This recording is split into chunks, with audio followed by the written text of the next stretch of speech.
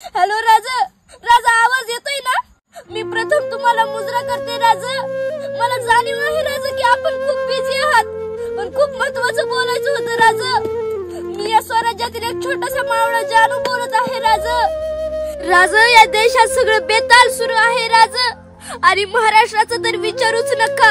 इथं 3-3 वर्षाच्या मुलीवर अन्याय अत्याचार होत आहेत राजा.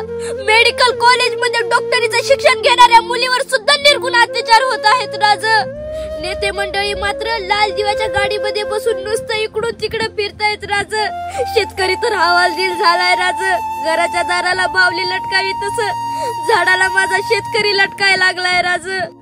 70 वर्षाचा बाप 30-35 वर्षाच्या मुलाच्या चितेला आग लावतोय राजा. राजा, तुम्ही जास्त दिवस जगला नाही तो. 32 वर्षात कधी कोणापुढे झुकला नाही. सत्तेसाठी खुर्चीसाठी हार पत्करली नाही तुम्ही राजा कधी. ना कधी लाचारी ऐकली नाही, ना कधी स्वाभिमान गमावला नाही राजा, ना कधी जनतेशी बैमान झाला नाहीत राजा. अहो भारतरत्न कायदेमंत्री आंबेडकर साहेब, माझा आवाज येतोय का? अहो तुम्ही रात्रंदिवस मेहनत करून लिहिलेल्या संविधानाची इथं प्रत जाळली जाते. अहो दिवसा ढवळ्या लोकांचे सिर कलम केले जातात.